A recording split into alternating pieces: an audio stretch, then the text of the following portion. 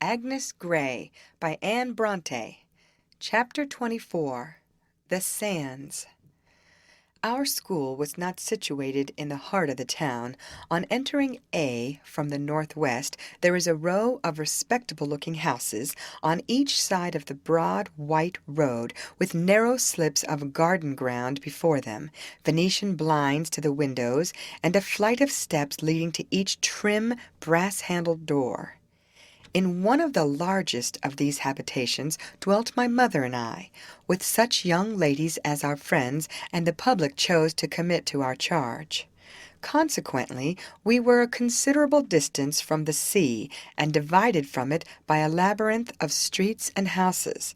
But the sea was my delight, and I would often gladly pierce the town to obtain the pleasure of a walk beside it, whether with the pupils or alone with my mother during the vacations.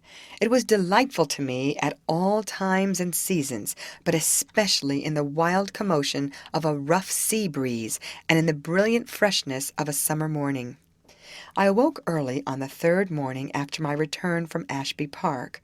The sun was shining through the blind, and I thought how pleasant it would be to pass through the quiet town and take a solitary ramble on the sands while half the world was in bed. I was not long in forming the resolution, nor slow to act upon it. Of course, I would not disturb my mother, so I stole noiselessly downstairs and quietly unfastened the door. I was dressed and out when the church clock struck 6:15. There was a feeling of freshness and vigor in the very streets, and when I got free of the town, when my foot was on the sands and my face towards the broad, bright bay, no language can describe the effect of the deep, clear azure of the sky and ocean, the bright morning sunshine on the semicircular barrier of craggy cliffs surmounted by green swelling hills, and on the smooth, wide sands and the low rocks out at sea, looking with their clothing of weeds and moss like little grass-grown islands, and above all on the brilliant, sparkling waves, and then the unspeakable purity and freshness of the air.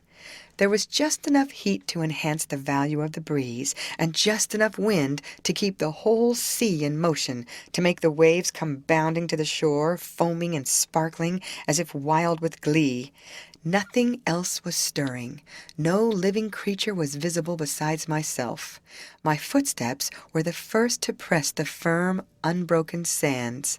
Nothing before had trampled them since last night's flowing tide had obliterated the deepest marks of yesterday, and left them fair and even, except where the subsiding water had left behind it the traces of dimpled pools and little running streams.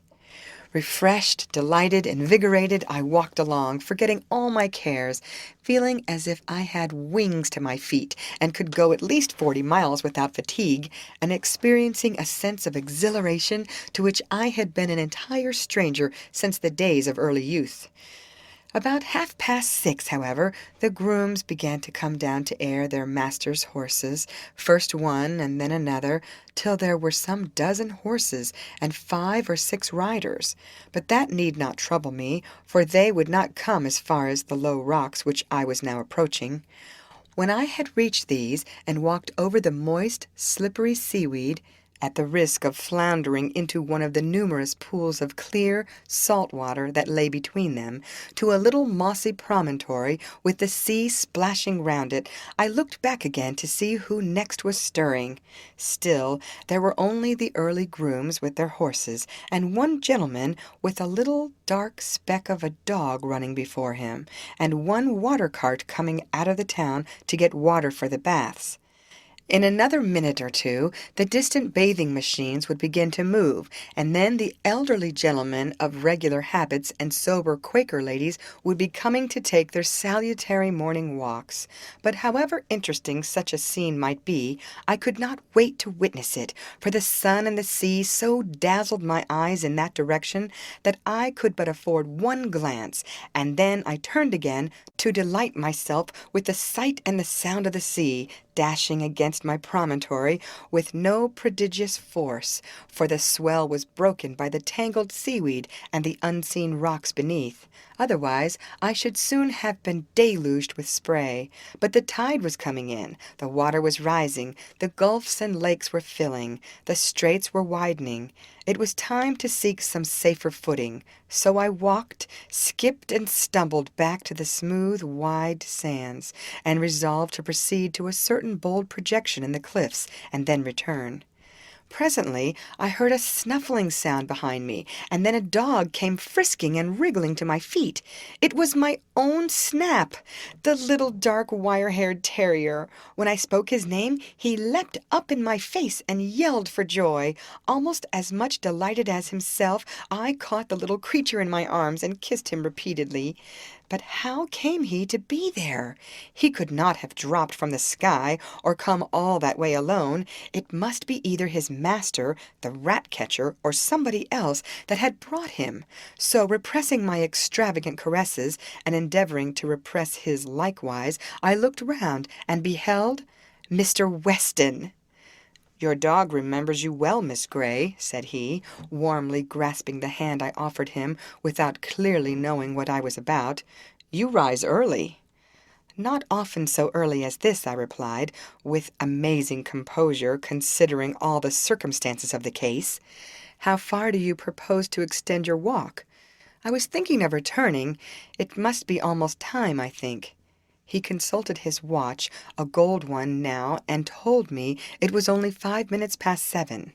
"But doubtless you have had a long enough walk," said he, turning towards the town, to which I now proceeded leisurely to retrace my steps, and he walked beside me. "In what part of the town do you live?" asked he. "I never could discover." Never could discover? Had he endeavored to do so then?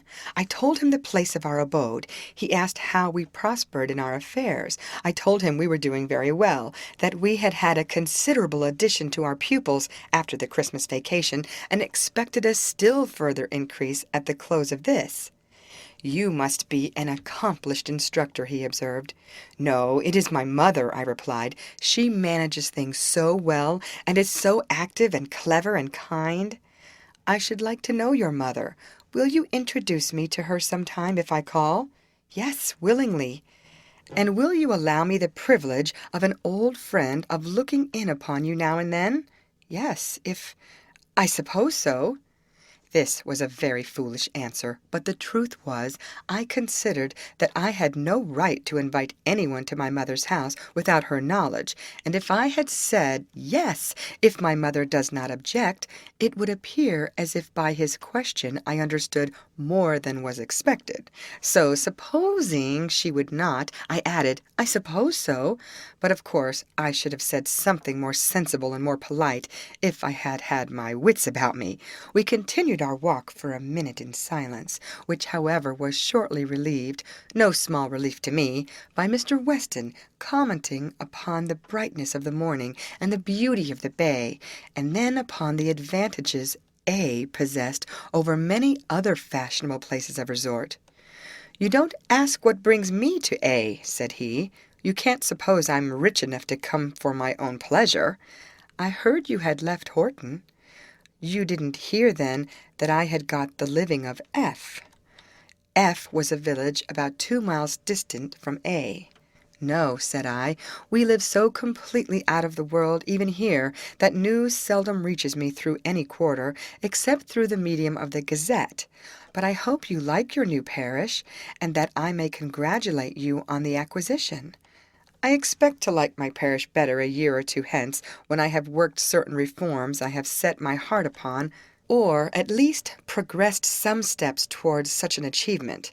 But you may congratulate me now, for I find it very agreeable to have a parish all to myself, with nobody to interfere with me, to thwart my plans or cripple my exertions, and besides, I have a respectable house in a rather pleasant neighborhood, and £300 a year, and in fact I have nothing but solitude to complain of, and nothing but a companion to wish for."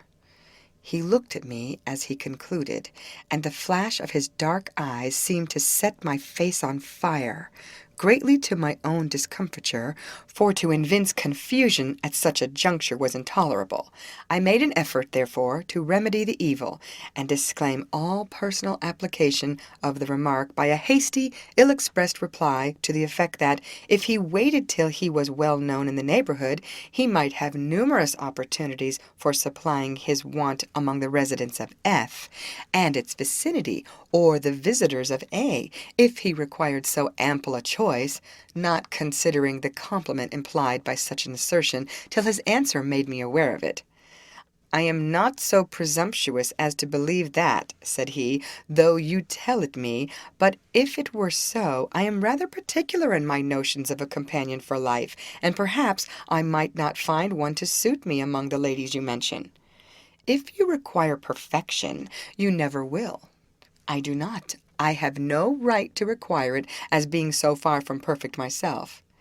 Here the conversation was interrupted by a water-cart lumbering past us, for we were now come to the busy part of the sands, and for the next 8 or 10 minutes, between carts and horses and asses and men, there was little room for social intercourse, till we had turned our backs upon the sea, and begun to ascend the precipitous road leading into the town. Here my companion offered me his arm, which I accepted, though not with the intention of using it as a support. "You don't often come onto the sands, I think," said he, "for I have walked there many times, both morning and evening, since I came, and never seen you till now. And several times, in passing through the town, too, I have looked about for your school, but I did not think of the road. And once or twice I made inquiries, but without obtaining the requisite information." When we had surmounted the acclivity, I was about to withdraw my arm from his, but by a slight tightening of the elbow was tactily informed that such was not his will, and accordingly desisted. Discoursing on different subjects, we entered the town and passed through several streets. I saw that he was going out of his way to accompany me, notwithstanding the long walk that was yet before him, and fearing that he might be inconveniencing himself from motives of politeness, I observed, "I fear I am taking you out of your way, Mr. Weston. I believe the road to F lies quite in another direction." "I'll leave you at the end of the next street," said he. "And when will you come to see mamma?" "Tomorrow, God willing." The end of the next street was nearly the conclusion of my journey. He stopped there, however, bid me good morning, and called Snap, who seemed a little doubtful whether to follow his old mistress or his new master, but trotted away upon being summoned by the latter. "I won't offer to restore him to you, Miss Grey," said Mr. Weston, smiling, "because I like him." "Oh, I don't want him," replied I, "now that he has a good master. I'm quite satisfied." "You take it for granted that I am a good one, then?" The man and the dog departed, and I returned home, full of gratitude to heaven for so much bliss, and praying that my hopes might not again be crushed.